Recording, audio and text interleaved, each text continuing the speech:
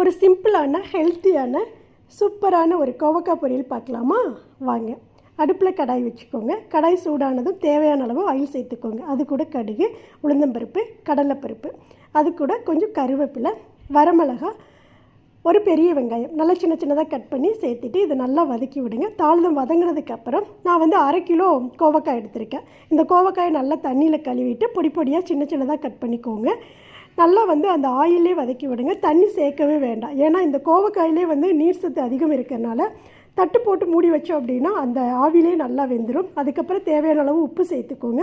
1 spoon மஞ்சத்தூள் சேர்த்துக்கோங்க. அது கூட உங்களுக்கு காரத்துக்கு தகுந்த மாதிரி மிளகாத்தூள், வெறும் மிளகாத்தூள் சேர்த்துக்கோங்க. நான் 2 ஸ்பூன் மிளகாத்தூள் சேர்த்துருக்கேன்.